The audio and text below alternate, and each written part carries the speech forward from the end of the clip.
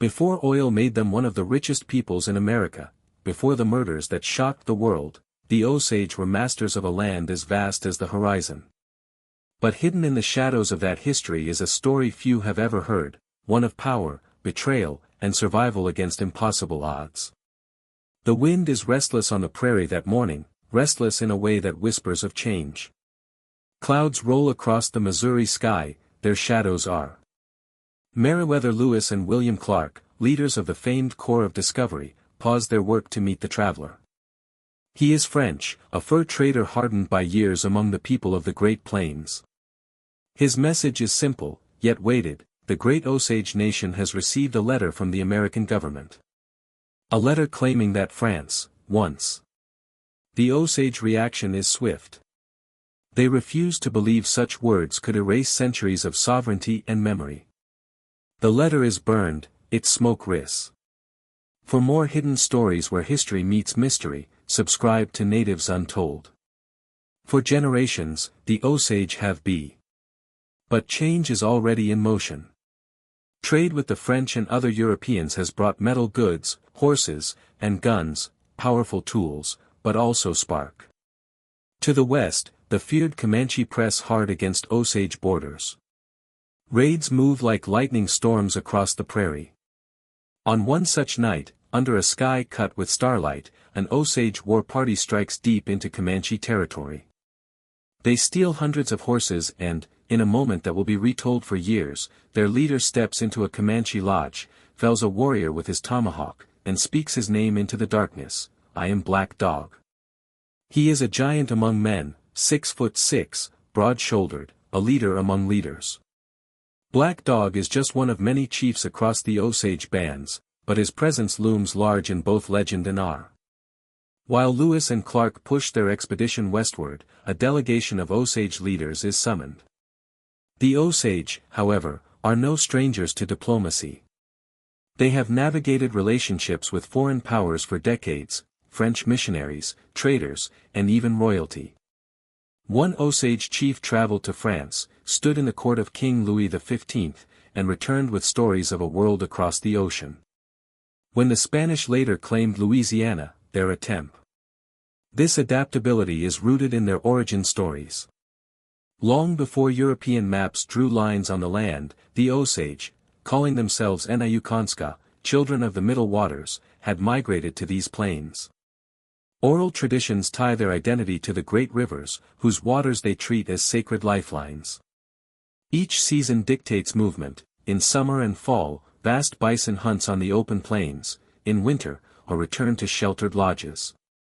It is Black Dog who oversees the construction of a great trail, a carefully planned route for seasonal migrations, trade, and, when necessary, swift raids on enemies. The Osage resolve not to make war on the United States, but the threats to their lands are multiplying. Displaced tribes from the east arrive in growing numbers, some under government direction, others out of sheer desperation. Settlers follow close behind. Tall, redoubtable Osage warriors stand guard over their territory. Trespassers may be turned back with warning, or, in dire moments, never return. By 1808, Meriwether Lewis, now governor of Louisiana Territory, decides the Osage must be subdued.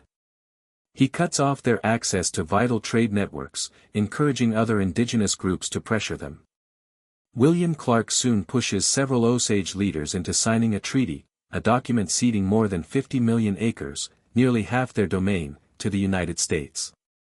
Many who signed believed they were agreeing to share hunting grounds, not surrender them outright. In Osage tradition, no small council of chiefs could speak for the entire nation; decisions are made by consensus. Yet the U.S. government claims the land regardless and permits large numbers of Cherokee to settle there. Tensions flare. One Osage leader, Claremore, voices his frustration. "When we want meat for our women and children, if we do not get it here, we must go hungry. When the president gave the Cherokees land we had sold him, he did not give them all the beaver, buffalo, and deer on it. If they hunt in our land, we will have trouble, and our young men will kill them. It is not hatred that drives this conflict, but survival." Yet survival, in this changing world, demands more than courage, it demands the ability to navigate a storm of shifting borders, foreign laws, and encroaching settlers. By the summer of 1817, the storm breaks.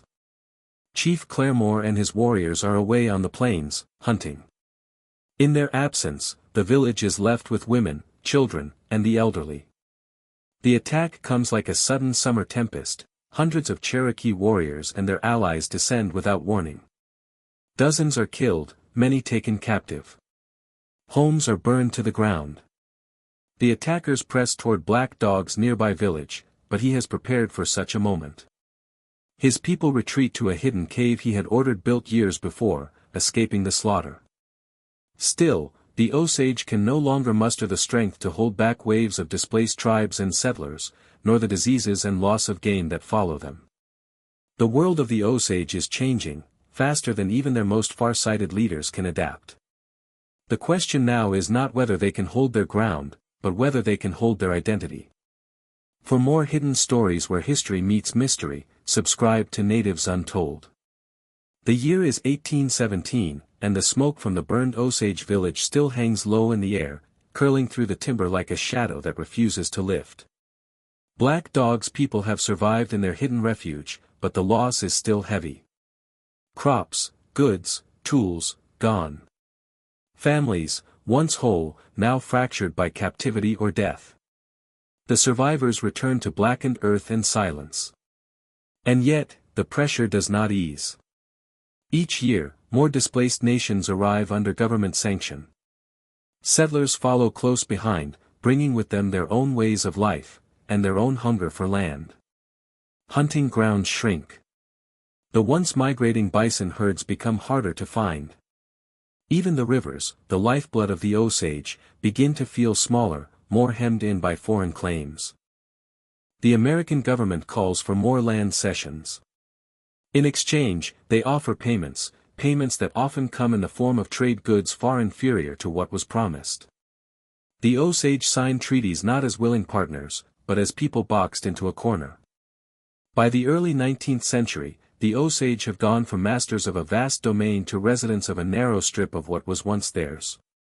Still, they cling to the dignity of self-determination, the belief that their survival rests on holding fast to their own customs and governing themselves. For more hidden stories where history meets mystery, subscribe to Natives Untold. But tension is not confined to the edges of their land. In 1833, reports reached the Osage that the Kiowa, another powerful plains nation, have hunted in their territory. The response is swift and unmistakable. A war party rides out, their faces painted black, a sign that no quarter will be given. The attack is merciless. 2 Kiowa children are taken as prisoners, the rest of the camp is killed. In a gesture meant to terrify, the dead's heads are placed in brass pots for their kin to find. The Kiowa's winter counts, their pictorial calendars, record this grim summer as the one when they cut off their heads. Vengeance will follow, yet before more blood is spilled, an American-led expedition intervenes, brokering a peace. Not for the sake of the Osage or the Kiowa, but to keep the region stable enough for the government's larger plans, the mass removal of indigenous peoples to clear land for commercial agriculture. Those plans take brutal form. In 1838, over 15,000 Cherokee are driven from their homes in the southeast, forced on a 5,000-mile march through winter known as the Trail of Tears. More than a quarter of them perish along the way. The Osage watch these events closely. Those who refuse to relocate to the reservation lands they've been assigned are hunted down, beaten, and forcibly removed. Black Dog, aging but still formidable, witnesses the narrowing of his people's world, the bison thinning to near extinction, the rivers carrying fewer canoes and more flatboats, the trails once built for migration now ending at government-imposed borders. Outsiders, looking only at the Osage's history of warfare, begin to label them as dangerous, warlike, and unfit for self-rule. But to those who have lived among them, the truth is different. A Jesuit missionary writes, "There are few nations in this region as affable and as affectionate as the Osage. It is natural to them to wish to live in perfect friendship with all whom they know." Another observer echoes this. They will divide their last meal and never let a stranger leave hungry. But the narrative that takes hold among American officials is one of control, not cooperation. The wars of the past become excuses for stripping away the rights of the present. By the mid-19th century, Black Dog is gone. His passing marks not just the loss of a leader, but the fading of an era in which the Osage still held sway over their destiny. His son, bearing the same name, inherits a different kind of leadership, one less about leading war parties, and more about navigating the web of treaties, government agents, and settler encroachment. Then comes the American Civil War. The Osage, valuing their survival above all else, attempt to remain neutral. But neutrality proves impossible. The Confederate States, seeking allies, promised the Osage increased sovereignty and payment if they joined their cause. A small number do, most side with the Union, calculating that alignment with the stronger force might secure their future. The war brings violence even to those who try to avoid it. Confederate agents passing through Osage land kill one of their own. The Osage respond in the old way, swift and decisive, killing the intruders and leaving their bodies as a warning. When the war ends, the promises of peace are as fragile as smoke. American settlers push deeper into Osage territory. The federal government, rather than defending the agreed boundaries, acquires more land. The nation's original territory, once sprawling across Missouri, Kansas, and Oklahoma, is now reduced to isolated reservation tracts. For more hidden stories where history meets mystery, subscribe to Natives Untold. In this narrowing world, survival takes on new meaning. It is no longer about withstanding raids or defending hunting grounds. It is about enduring in the face of systems designed to absorb and erase. The old trails, the longhouses, the great summer bison hunts, they live now more in memory than in practice. But the Osage still hold to something essential, a belief that identity cannot be signed away on paper, nor erased by lines on a map. The decades ahead will test that belief in ways no one could have foreseen, in courtrooms, in oil fields, and in the pages of history itself. The landscape has changed again. The Osage, facing relentless encroachment, agree to sell their remaining Kansas land and purchase a new reservation in Indian Territory, land that is rocky, less fertile, and, in the eyes of many outsiders, undesirable. But the decision is not made in defeat. The Osage leaders choose this tract deliberately, knowing it holds something others overlook: control. This new reservation lies within part of their ancestral domain. And in negotiations, the Osage insist on retaining communal ownership of the land, rejecting the government's allotment system that would have divided it into individual plots. They also secure something few other tribes had managed: exclusive rights to all the minerals beneath the soil. At first, it seems a small victory. The land is poor for farming, far from major trade routes. But beneath its red earth lies a secret that will change everything. By the dawn of the 20th century, prospectors have begun roaming the country in search of petroleum, the thick, black substance that fuels lamps, lubricates machines, and promises to power a modern age. On Osage land, they find it. The oil rush begins quietly. Drills pierce the ground, and the black sludge bubbles up, foul-smelling but precious. Soon, leases are being sold to the highest bidder.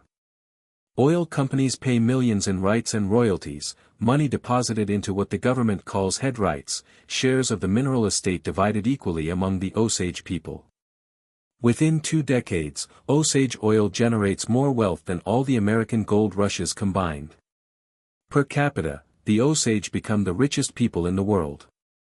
Their wealth is visible: large houses, fine clothes, automobiles gleaming under the Oklahoma sun. Newspapers run astonished headlines. But prosperity brings shadows.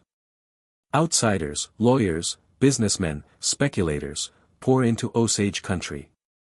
Some come to profit honestly, but others come with more sinister intentions. Marriages of convenience are arranged. Guardianships are imposed by federal law, placing control of Osage finances in the hands of white guardians supposedly assigned to protect their interests. Why, one Osage elder asks, must we be treated as children when we are the ones who own the land? This is the turning point. The Osage have endured displacement, epidemics, and war, but now they face a different enemy, greed disguised as friendship and danger hidden in plain sight. Still, in these early years of the oil boom, there is an air of triumph. Black Dog 2 and other leaders understand the magnitude of what their mineral rights have secured. They watch oil derricks rise against the horizon like strange new trees. Money flows into the community. Schools are built. Businesses open. For a brief moment, it feels as if the centuries of loss might finally have turned toward a lasting advantage. But history has shown the Osage that every windfall carries a cost. And in the years to come, the wealth beneath their feet will draw not only fortune seekers, but killers, and the eyes of a nation. For more hidden stories where history meets mystery, subscribe to Natives Untold. The 1920s dawn bright over Osage County. Automobiles cruise the dirt roads. The scent of oil lingers in the wind, mingling with the perfume of summer fields. From the outside, it is a story of success, a people once driven to the margins now sitting at the very center of American prosperity. But beneath the polished veneer, a darker current begins to run.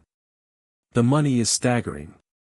Oil leases are auctioned in grand spectacles where bids are shouted from crowded stands, fortunes decided in minutes. The federal government, still claiming the Osage are wards, enforces a guardianship system that places many under the financial control of local white businessmen, lawyers, and politicians. The system is ripe for abuse. And then, the deaths begin. An Osage woman, healthy and young, suddenly ill. A respected elder, found dead under unexplained circumstances. Another, shot on a lonely road. A house mysteriously explodes in the night. One by one, prominent Osage headright holders are removed from the rolls, and their shares transferred, often to non-Osage guardians or relatives by marriage. How many must die, one grieving family asks, before anyone calls it murder? Fear settles like a heavy fog. People speak in hushed tones. Some refuse to travel alone at night. Others begin to keep loaded rifles within arm's reach. The newspapers call it a series of mysterious deaths. The Osage call it what it is, a systematic killing. Rumors swirl of forged wills, coerced marriages, poisoned coffee. The violence is not random, it is calculated. And though whispers point to certain powerful men in the county, no one is willing to challenge them openly. Too many sheriffs, judges, and officials have a stake in the oil money. But the Osage are not without allies. Quietly, they begin sending word to Washington. They write letters, petitioning for federal intervention. At first, nothing. Then, in 1923, the newly formed Bureau of Investigation, what will later become the FBI, agrees to send agents to Osage County. The investigators arrive discreetly, some undercover. They pose as cattle buyers, insurance salesmen, oilmen. They listen, watch, and follow the money. Every lead pulls them deeper into a web of greed, corruption, and betrayal that stretches far beyond Osage County lines. Still, for the families of the murdered, justice feels far away. The killings continue even as the investigation unfolds. The Osage know they must tread carefully, to speak too loudly is to risk becoming the next target. In the midst of this reign of fear, one question echoes in every home. If wealth could not keep us safe, what will? For more hidden stories where history meets mystery, subscribe to Natives Untold. The Bureau of Investigation's presence in Osage County is like a slow-moving storm, invisible at first, but gathering force. Weeks stretch into months as agents sift through bank records, interview witnesses, and trace ownership of headrights. Patterns emerge. Too many widows married to the same small circle of men. Too many deaths followed by swift transfers of oil wealth. A network of power reveals itself, guardians, local businessmen, lawmen, all tied, directly or indirectly, to one man, William K. Hale, a wealthy rancher known as the King of the Osage Hills. Hale has the demeanor of a benevolent patriarch, donating to churches, shaking hands on Main Street. But behind the friendly smile lies a meticulous mind for profit, and, the agent suspect, a willingness to kill for it. The case sharpens when the Bureau connects Hale to his nephew, Ernest Burkhart, married to an Osage woman named Molly Kyle. Molly's family members have died one by one, her sisters shot, poisoned, or blown up. The inheritance path leads directly toward Ernest, and by extension, Hale. If this is true, one agent murmurs, it's murder built into the family tree. Undercover work gives way to open confrontation. Witnesses, long silenced by fear, begin to talk, some because they are promised protection, others because they know they could be next. A bootlegger describes how he was hired to plant dynamite beneath a house. A petty criminal admits to delivering poisoned whiskey. And more than one confesses that Hale's name was always in the background, whispered like a curse. The Bureau compiles the evidence, financial trails, testimonies, and the chilling alignment of deaths and inheritances. In 1926, they move. Hale, Burkhart, and several accomplices are arrested. The trial that follows is one of the most closely watched in Oklahoma's history. Inside the courtroom, the tension is electric. The Osage sit in quiet rows, listening as their tragedy is dissected in legal terms: inheritance law, guardianship fraud, conspiracy to commit murder. The defense paints Hale as a philanthropist and friend of the Osage. The prosecution paints him as a predator in a tailored suit. In the end, the jury believes the latter. Hale and Burkhart are convicted, sentenced to life in prison. For the first time, the Osage see a sliver of justice. But it is a hollow victory. The dead cannot return, and many killings were never tried in court. We may have stopped this man, one agent admits, but we have not stopped what made him possible. Because the system that allowed the murders, the guardianship laws, the unchecked power of local authorities, remains. And for years after the convictions, unexplained deaths still haunt Osage County. The case becomes one of the earliest major successes for the Bureau of Investigation, shaping the agency's future. But for the Osage, it is not a closed chapter, it is a wound, carried forward in memory, retold so it will never be forgotten. For more hidden stories where history meets mystery, subscribe to Natives Untold. Decades pass, yet the air over Osage County still holds the weight of those years. The oil wells that once hissed and flared against the prairie sky now stand silent or dismantled, but in the minds of the Osage, the sound of that era remains, not as the roar of prosperity, but as the murmur of danger, betrayal, and resilience. In the mid-20th century, the Osage Nation continues to live under the shadow of guardianship laws, though the oil boom has faded.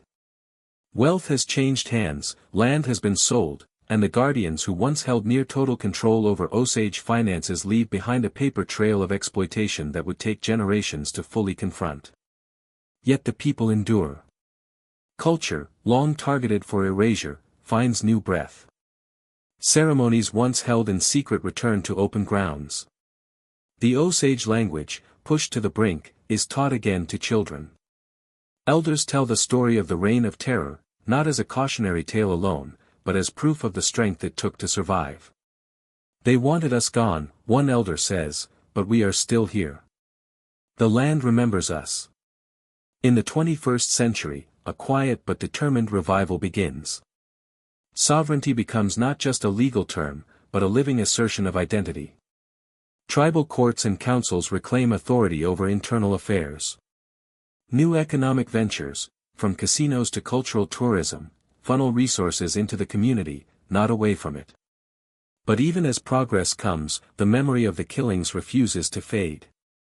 Families still trace the loss of a grandmother, a great-uncle, an aunt, deaths written off as mysterious in county records, but recognized within the nation as part of the same long story. When national media revisits the case, it frames the Osage murders as a dark chapter in American history. Yet for the Osage themselves, it is not history alone, it is present, woven into the DNA of the nation. This is not just about what happened to us, another voice says. It's about what was allowed to happen, and how we will never allow it again. Today, the Osage walk their land with a double vision, seeing the rolling hills and tall grass for what they are now, and for what they have been.